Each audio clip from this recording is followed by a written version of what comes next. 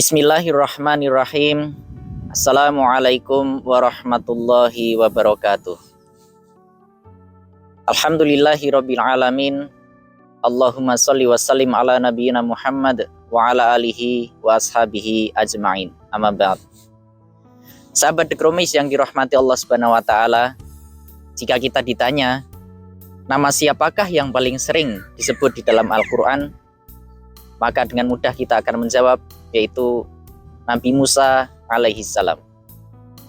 Di dalam Al-Quran, nama beliau, Nabi Musa, disebut mulai dari juz 1, surat Al-Baqarah ayat 51, hingga di juz 30, di surat Al-A'la ayat terakhir.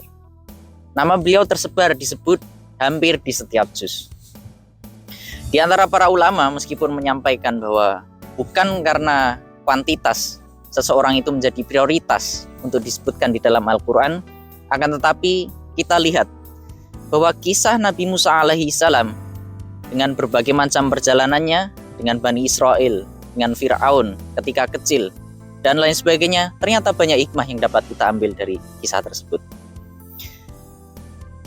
Akan tetapi hal yang menarik juga, bahwa di antara nama-nama orang soleh yang disebut di dalam Al-Quran, ada satu nama yang cukup mendominasi juga di dalam Al-Quran, yaitu Fir'aun. Jika Nabi Musa disebut tidak kurang dari 130 kali di dalam Al-Quran, Fir'aun tidak kurang dari 60 kali disebut di dalam Al-Quran. Sahabat The Chromis yang dirahmati Allah Subhanahu wa taala, ada satu kisah menarik yang Allah bukukan, yang Allah abadikan di dalam Al-Quran, ketika bagaimana Nabi Musa alaihissalam, orang terbaik yang hidup pada saat itu, berinteraksi dengan orang terburuk pada zaman itu, yaitu Fir'aun. Saat itu Nabi Musa alaihissalam telah diangkat menjadi seorang nabi, dan beliau berdoa agar saudaranya Harun alaihissalam juga diangkat menjadi nabi. Maka Allah perintahkan kepada Nabi Musa dan Nabi Harun untuk bertemu dengan Fir'aun. Allah abadikan di dalam surat Toha ayat ayat ke-43 dan 44, idhaba ila fir'auna innahu tagha. Pergilah engkau Musa dan Harun berdua kepada Fir'aun, sesungguhnya Fir'aun itu tagha, telah melampaui batas.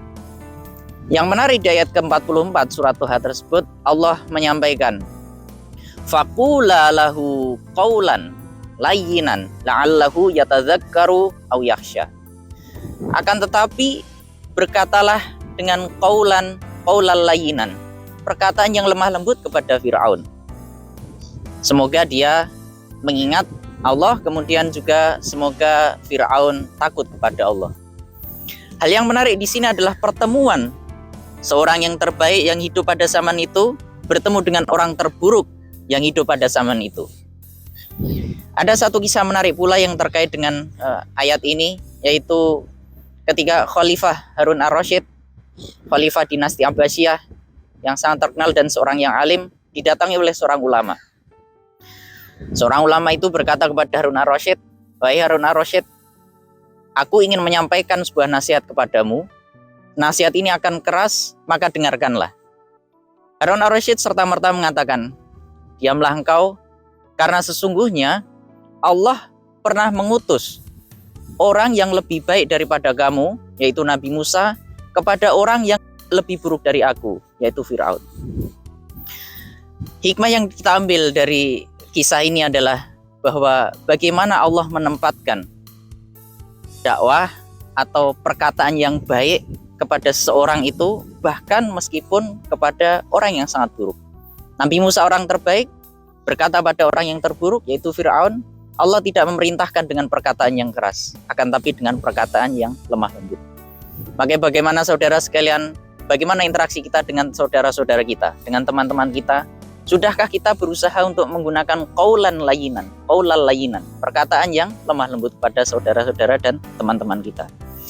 Hikmah lain yang kita ambil adalah bahwa Allah Subhanahu wa taala tidak serta-merta menghukum Fir'aun yang jelas-jelas melakukan banyak kemaksiatan, jelas-jelas melakukan banyak kedurhakaan kepada Allah, mengaku sebagai Tuhan, membunuh orang-orang. Kemudian dengan Bani Israel yang jelas-jelas dia adalah Bani Israel adalah keturunan para nabi, berlaku tidak baik, bahkan memperbudak dan membunuh anak-anak kecil yang laki-laki di kalangan Bani Israel.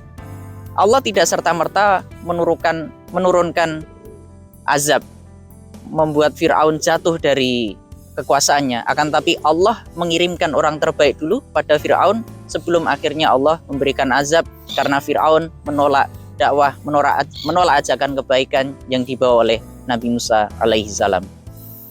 Demikian sahabat sekalian, semoga kita semua menjadi orang-orang yang dapat berkata baik pada saudara-saudara kita, qaulal layyinan, bukan menjadikan saudara-saudara kita objek gunjingan, menjadikan saudara-saudara kita sebagai orang-orang yang kita cela. Jika kita melihat keburukan saudara kita, bisa jadi mungkin karena saudara kita khilaf dan tidak tahu apa yang dia lakukan adalah kekhilafan.